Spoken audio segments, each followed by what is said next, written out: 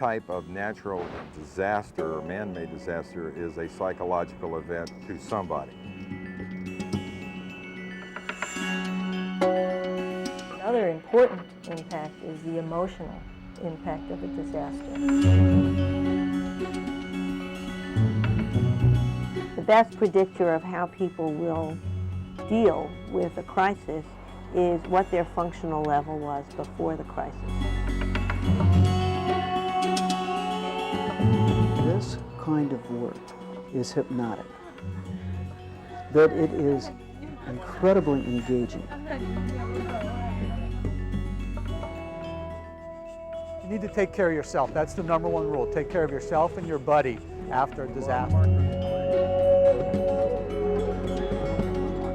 It's a normal response to an abnormal situation.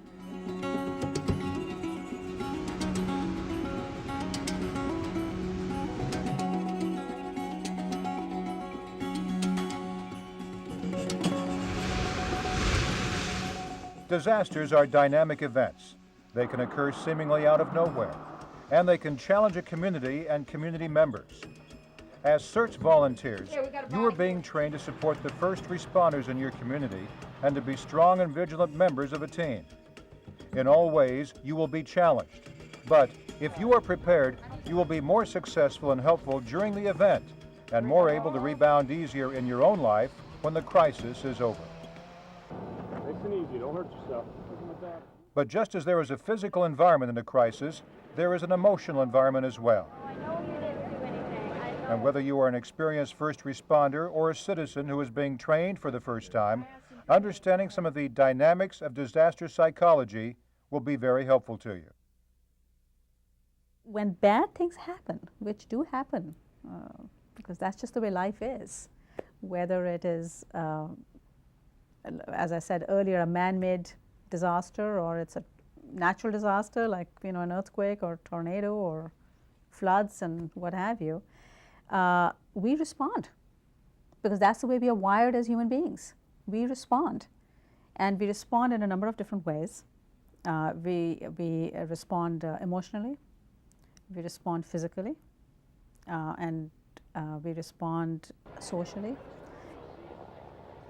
If you don't understand psychology and the way people think, then you won't know how to react when you see the kinds of behaviors that you're going to see. And that's the whole point of the psychology approach here.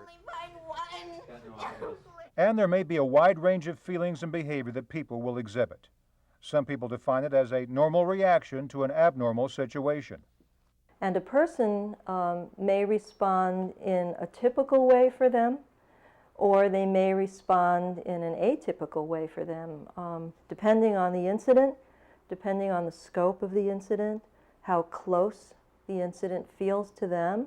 Now, some people are able to really kind of bend with the wind and manage and cope with lots and lots of very unpredictable and powerful, overwhelming events. They may be able to do that during the incident, and they may have a delayed distress response after the incident. But a lot of people can come through incidents, and I've seen this in war situations. People come through extraordinary things and then go on, and their natural support system seem to be enough to help get them back on an even keel. Of course, there are great differences in coping styles, and even in the ways that people from different cultures, religions, and ethnicities will react. Just to give you an example, in certain cultures, it is not encouraged to express emotion. You're supposed to kind of pull up your socks and be able to deal with it. And while you want to take care of that population, we still need to be respectful that this is not someone who is going to just come out and start to really engage in a conversation, and you may want to take a different approach, and you may want to invite them into helping because maybe they might feel better that way, earlier on in the process than later. But the important point is that during a difficult situation, you can be empathetic and supportive, sometimes by doing or saying very little. Let's say, for example, where someone's lost a family member, there's really nothing you can say. There's nothing you can say that's going to help. Nothing's going to mitigate that for them. What people need is support. You know, sometimes putting an arm around them and just being supportive and listening and seeing that their needs are met, that's what's important. The segments of this video will help you learn more about how to deal effectively with the physical, emotional, and psychological reactions you may see brought on by a crisis. You'll also learn strategies to ensure your own health. Here's what follows. The CERT volunteer, working together as a team. Helping people cope in a disaster. Helping children and youth. Helping the elderly. Helping yourself and your teammates. Managing people in crisis. Disasters are very stressful experiences. And as a member of a CERT team, your responsibility is to work with your team members and take on whatever challenges you are assigned. But the first step in being able to help others is to make sure you have your own house in order. That means being psychologically ready, but also having all of the details in your own home worked out so that you know that your family members are safe and taken care of. The first thing you want to do if there was a disaster is make sure that your own family is okay, make sure your own house is safe, and then you want to get together and meet up with your partners and your buddies and your other CERT members in your community, and then you can come up with a plan and start to operate in a systematic manner so you can go out and do the most good for the most amount of people. As a CERT volunteer, you are part of a team, and your teammates will be a source of strength for you as you work together in the disaster areas. Of course, you will work hand in hand with your buddy and with the team of first responders in your community. You don't go anywhere by yourself. You always go with your buddy. You need to take care of yourself so you can help other people. To work together in a team, for one thing, it's a safety issue. We want to make sure that if something happens to me, my partner is going to be there, or we consider it their buddy, is going to be there for them to assist them. And if I'm injured, it's somebody that can aid me or maybe go get help if I need help. We just feel that in a way, two heads are better than one. Because you'll be operating as part of an official team, community members will look to you for information and answers. You'll be perceived as a leader during the situation and must be confident about what you're doing. The CERT teams are there to take the lead. They're there because they've been trained and they're in a perfect position to take the lead. And the CERT team members, however many of them there are, whose job is to organize their neighbors into a workable workforce to protect and take care of their backyard, their community, their street, their building.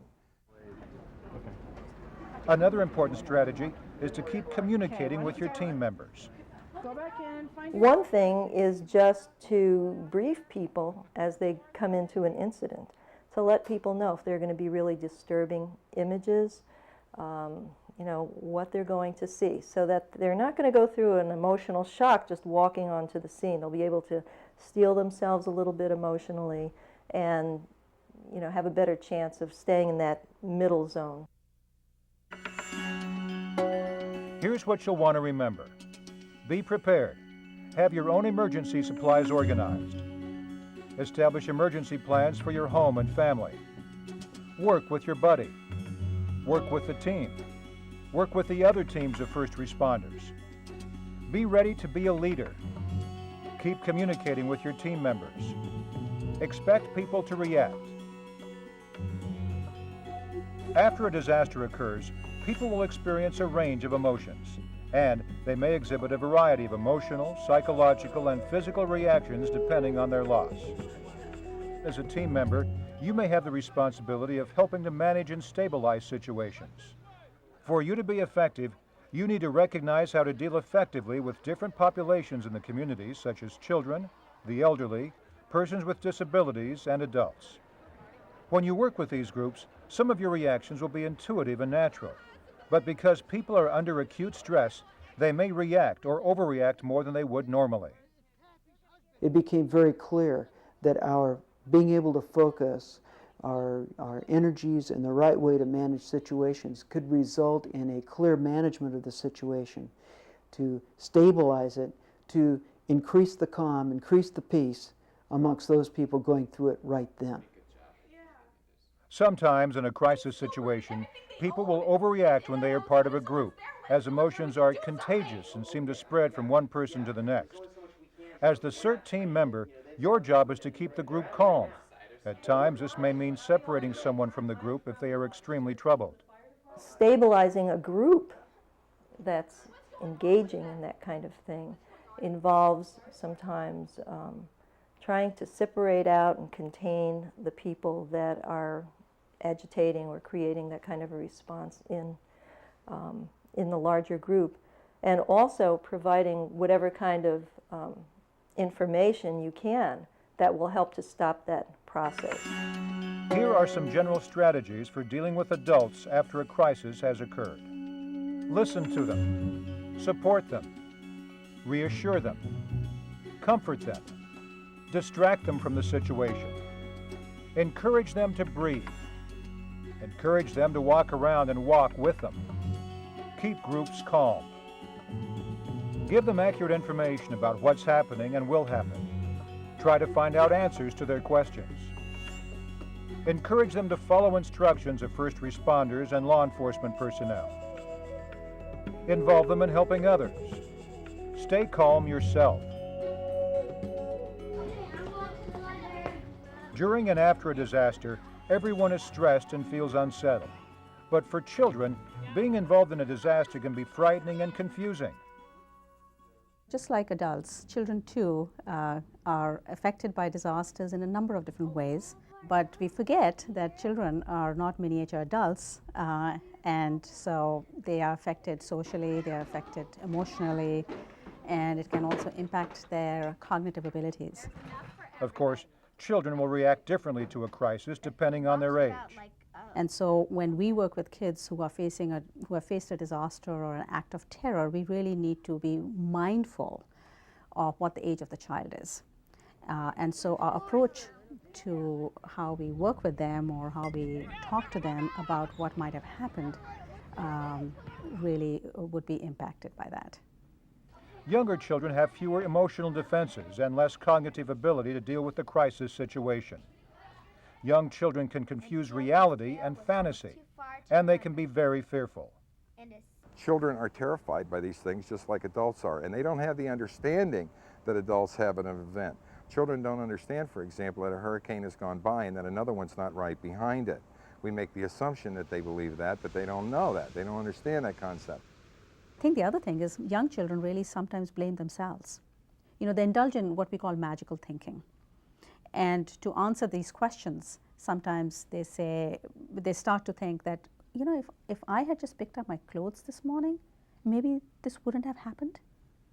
And it is amazing, it is really amazing, because kids have such imaginations that they're trying to make sense of this all. And that they somehow think that they had something to do with it. And I think if you hear that, as a grown-up, you're going to say, no, honey, I mean, no, not at all.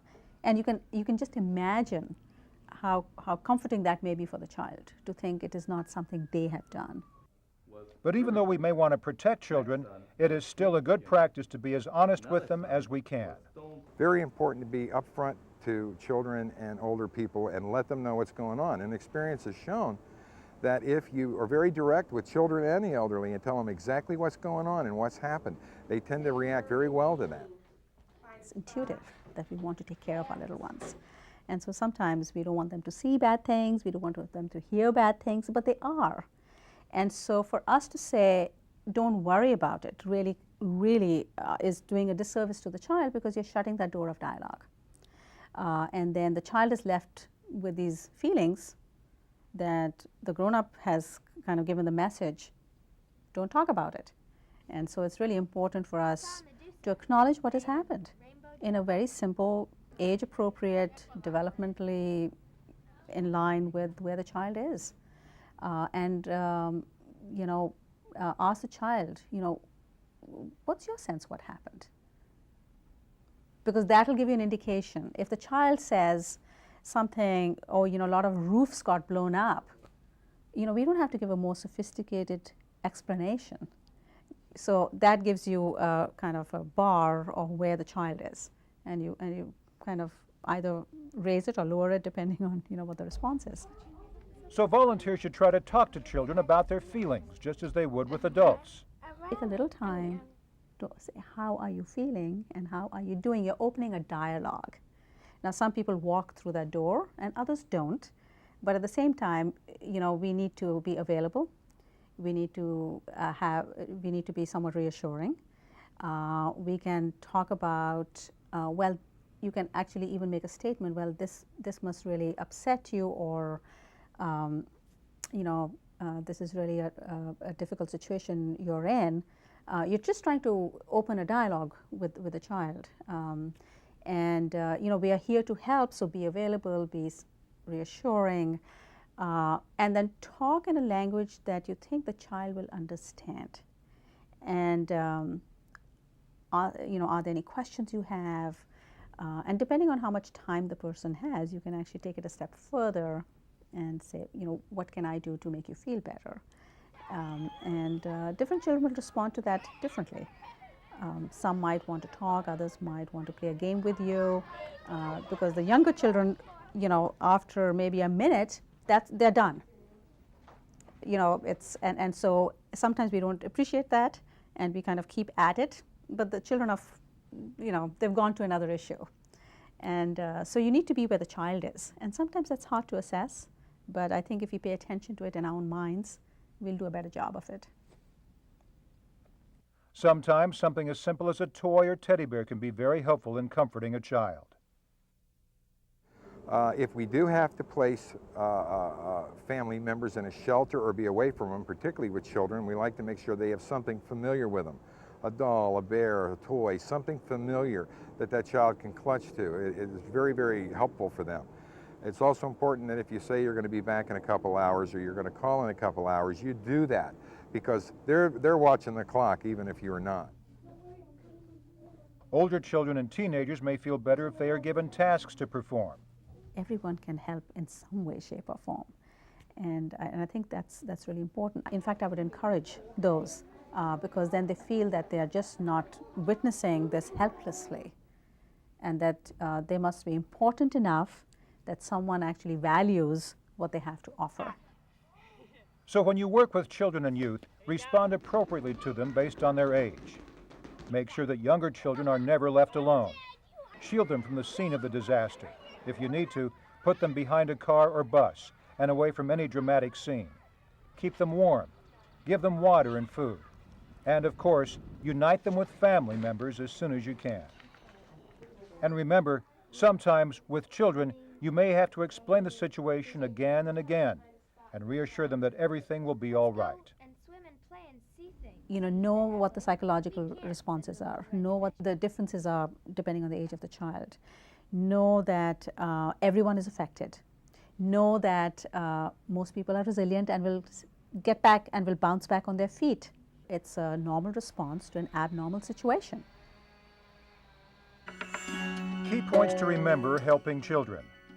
Be gentle with children. Listen to what they have to say. Begin a conversation with them. Be honest. Get on their level, literally. Talk to them at their height. Hold the child. Make sure children are not left alone. Shield children from the scene of the disaster. Keep children warm and give them water or drinks. Reunite children with family members as soon as possible. Explain the situation clearly, again and again. Give them something to comfort them, a teddy bear or doll. The younger the child, the more supervision he or she needs. Give older children tasks to do, such as helping with the younger children or taking on other jobs.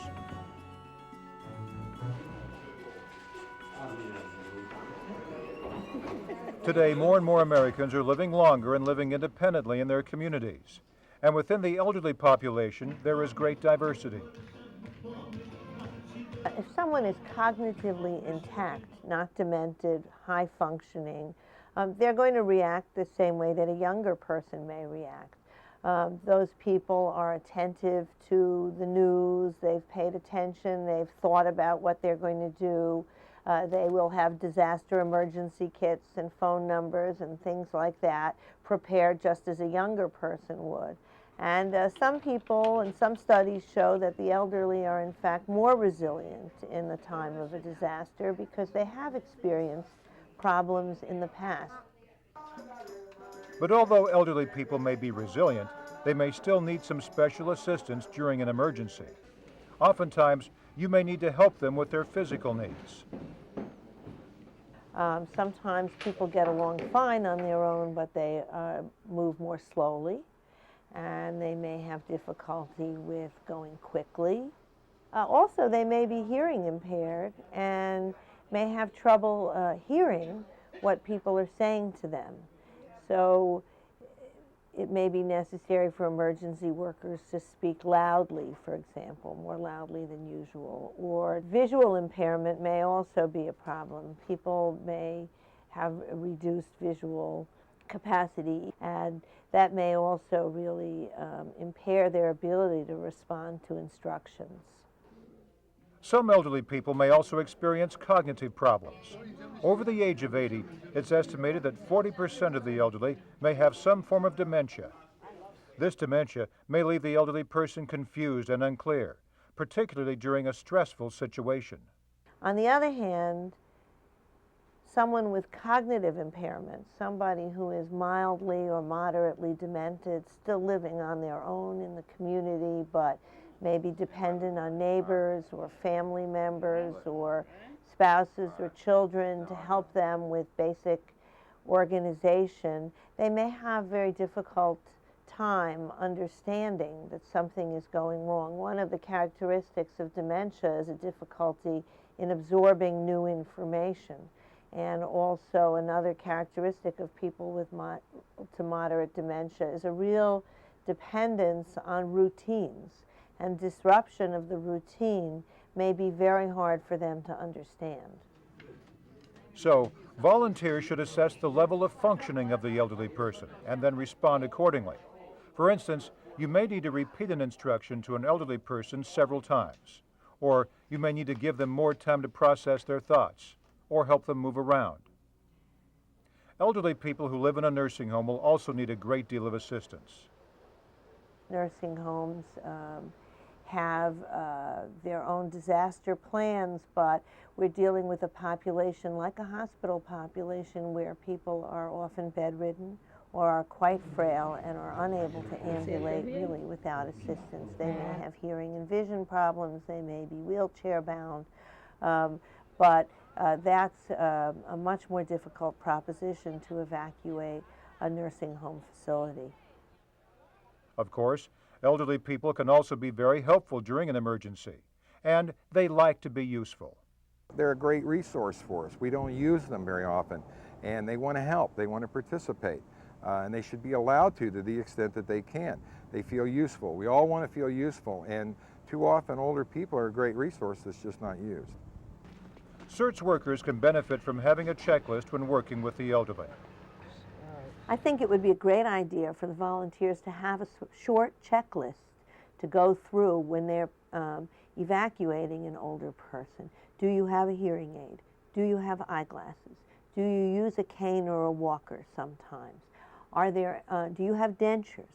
Where are your medications? Can we take your medications with us? Do you have an address book or a list of emergency contacts so we can take that with us?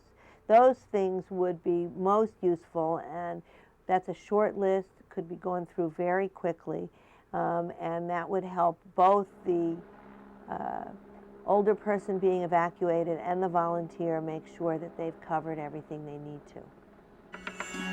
Key points to remember. There is a great diversity among elderly people. Help elderly people walk or get around. Remember, they may have hearing or visual problems. Encourage elderly people to leave their home if necessary. Be aware some elderly may be confused or disoriented. Repeat instructions several times if necessary. Give extra and kind attention. Give them tasks that they can handle. Make them partners in your efforts.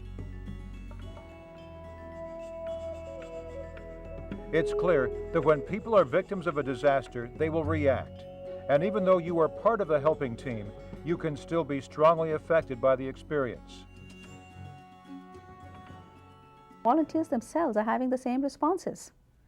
You know, they are not any different from the people who are directly affected by what's happened. And so I think it is important to be in tune with yourself as well. And we don't allow ourselves to have the same feelings. And so there's a lot of burnout amongst people who are the helpers, if you will. While we are helping everyone else, we need to help the helpers. A person who is new to emergency work suddenly can find themselves in the position of being overwhelmed by the intensity of it. They themselves may be either overreacting or underreacting. But later on, even if they're functioning well at the time, they may later discover that they're having delayed reactions to it. Everybody can get into situations that can create that kind of delayed reaction. And anybody who says that that's not true simply hasn't lived long enough yet. They'll get there eventually, particularly doing emergency work. Oftentimes, people don't pace themselves and keep working and working because there is so much to do and they want to help. We do know that that people rushing in to help others in times of a disaster will work till they drop. And it's not uncommon to see workers work 12, 14 hours straight without any break. And so it's incumbent upon somebody who's in charge to make sure that the people working stop, rest, get hydrated with some fluids, get something to eat, get some rest, or you burn them out. Once they're burned out, they could take 3 days to recover from it. So you've got psychological and physical stress all working at the same time. We all learn to try to pace ourselves and to try to give ourselves a proper break. When we check ourselves and we check our buddies and we see that, you know, we're under a lot of stress and things are getting a little bit out of control, that might be the time to say, we need a break. Because working in a disaster environment can be compelling, sometimes it is difficult for volunteers to leave the situation. And people get very attached to incidents, and it's really hard sometimes to know yourself that you need a break. Sometimes it takes somebody from the outside, or a buddy, or a team leader, to recognize that it's time to stop, to talk, to eat something, to drink something, and rotate somebody else into those kinds of activities. And it is also important to the success of the team that volunteers understand the stresses they are experiencing so that their teams can remain unified and effective. CERT teams have to be fully aware of all the gambit of psychological responses to events. Otherwise, their teams won't hold together. People get uptight, they get upset, they say things they shouldn't. The group can't wear their emotions on their sleeves and get angry and break up, or the team won't hold together. It's important in the team leaders and the stronger people in the team to keep the teams together, to understand the emotions that are going on. People get upset and have every right to be upset. They get angry, they get sad, they go through a lot of experiences. It's also important that you check in with your teammates and make sure that they are handling the situation all right and are not spiraling up or down. Often, first responders tend to under-respond because they are focused on the job. So, it may be easy not to notice that a team member is even having a difficult time. But you've got to have somebody in charge that's regulating how long people work, because at some point when you get tired, you become a liability. You have a chance of getting injured now, and so it's very important to pace that. And so that we do try to tell whoever's leading the operation to make sure that they pace the people and rotate them in their duties and things like that. And everyone has their own hot spots or areas that they cannot work in or that are too much for them. Everyone needs to assess what they can handle, and you should not feel that you have to work in every situation. And if you are uncomfortable, you should have yourself reassigned. Find other tasks to do to support your team's effort. Folks who have been in emergency work for some time usually have a tremendous capacity to let most things just run off their back, like water off a duck's back. It doesn't get under their skin. But when you hit the right Achilles heel, when you hit the right area of vulnerability in their particular life, where this situation parallels a situation that had defeated them before, or this situation reminds them of a particular horrible situation that had happened before, that they're carrying baggage about, then they are more vulnerable than other people in just those particular places. really know yourself. It's not only just permission, it's what you should be doing. Check yourself. If you find yourself becoming unduly distressed and a little break is not enough, take yourself out if you can. You know, do something else and come back for the next one. Everyone needs to find ways to relieve stress in their lives. Especially when you're working in a disaster situation, it is important that you take extra care of yourself. For some people, exercise is a way to relieve stress. Other people find other ways, eating a healthy diet, relaxing with family or friends, or connecting spiritually. One of the biggest things that you can do is be hydrated and proper nourishment. You know, alcohol, caffeine, and those types of beverages are not conducive to lowering stress in those kinds of environments, and typically that's what people load up with: coffee, sodas, beer, and that's really the wrong stuff to be taken. People need to eat, they need to get water, they need to rest, and they need to talk. That's an important thing, being able to talk with each other, and that'll minimize the stress. Talking or debriefing with other volunteers is also important to your health. You need time to talk about your experience and what went on during recovery operations with others who were involved. I would really urge the volunteers to have their own way of talking about what they've experienced, whether it's in groups or whether it's in a more formalized or informal way, but it is absolutely critical to take care of yourself, because otherwise you're not going to do a good job of the people you're trying to help. You'll also be involved in official debriefing sessions that can be very helpful. Debriefing is about pulling the team back together after it's had a difficult experience. It has an organizational level, not just a personal psychological level. Debriefing is what we do normally when we get together with other people who have been through something difficult and we just talk about it. A formal debriefing has very clear steps that have to be gone through in order to be utilized in terms of its maximum potential. It wasn't exposed. When we go into emergency situations, we must learn to keep ourselves balanced inside, to have a running dialogue with our deeper self about what in this situation moves me. And keeping an eye on that, go ahead, but protecting ourselves first. Key points to remember: find your own way to manage your stress levels. Exercise. Eat a healthy diet. Connect with family and friends. Connect spiritually. Talk about the experience with other volunteers in informal and formal debriefing sessions.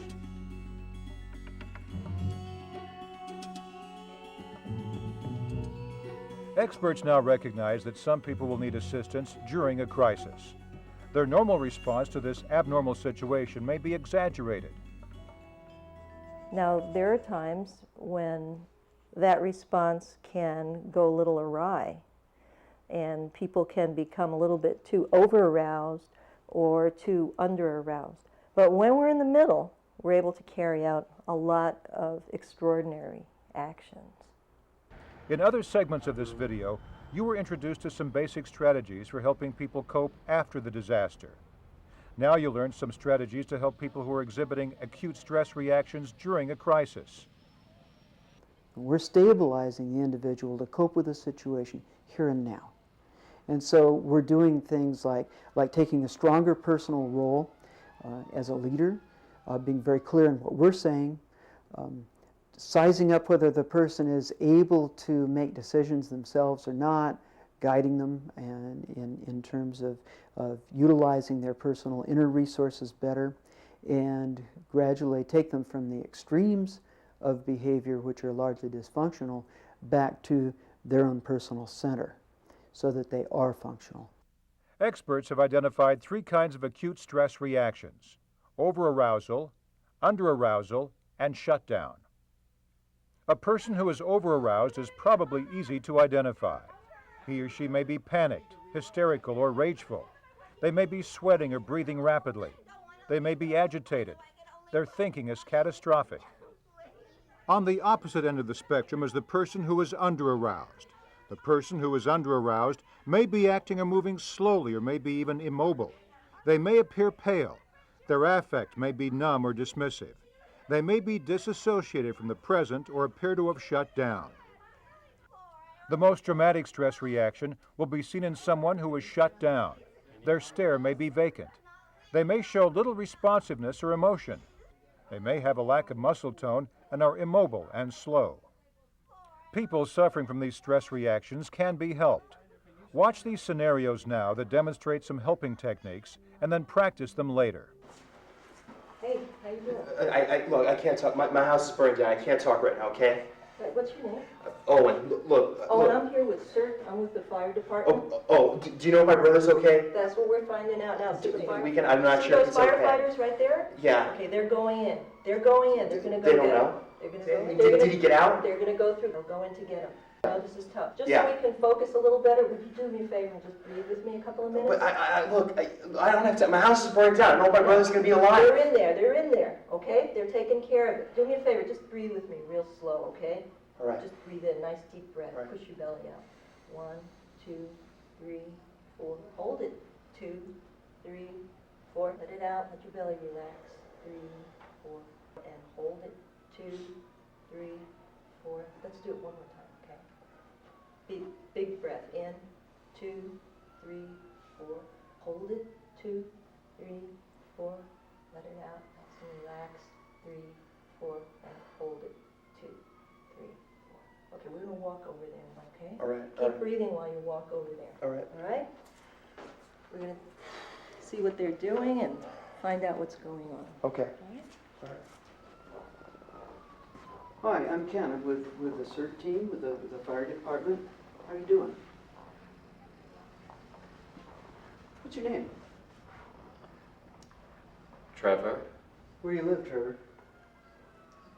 I live in that house. Where the fire is? Yeah. What's going on? Can you tell me what's going on? Smoke and I saw fire and I don't know really what's going on right now. Okay, Trevor, would you like to find out a little bit more about what's going on? Sure. Take a deep breath. Like that. Take a breath. Another one. Yeah, do another one. Good. That's good. Okay, listen. Let's stand up there, okay? Stand up. There you go. We're going to walk over and see what's going on, all right? Can you come with me? Yeah, I can come. All righty. Let's take another breath. Okay, good. Come on, let's walk this way. All right, come on. Hi. How are you? How you doing? I'm Joanne from the fire department, the CERT team.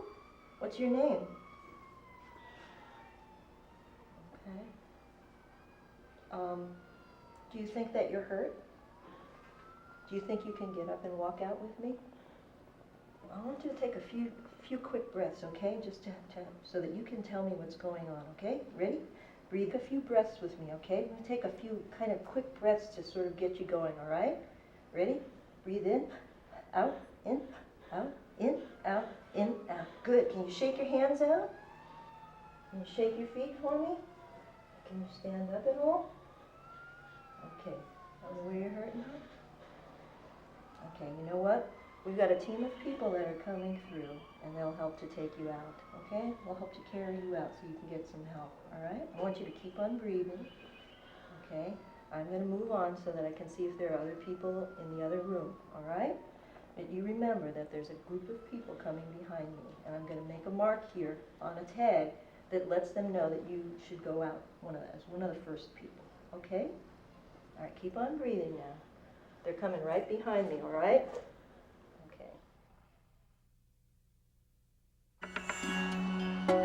Although a disaster situation can produce strong reactions and panic in some people, most will be able to stabilize. But for some people, their stress is too great and they do not respond to any of the helpful strategies you've seen demonstrated. These people should be referred immediately to a mental health expert.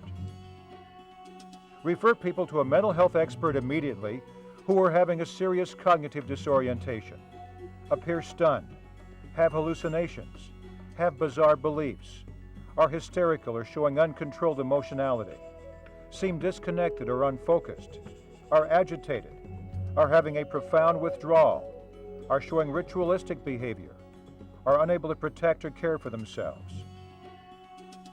Key points to remember. During an acute stress reaction, a person may be over-aroused, under-aroused, or shut down. There are strategies to help people who have acute stress reactions. Most people will stabilize during and after the stressful event. People who are profoundly stressed should be referred to a mental health expert immediately. Disasters are challenging for everyone involved, but the work can be compelling and richly rewarding. As a CERT volunteer, you are making an important contribution to your community. Remember to work with your buddy, work with your team, and take care of yourself.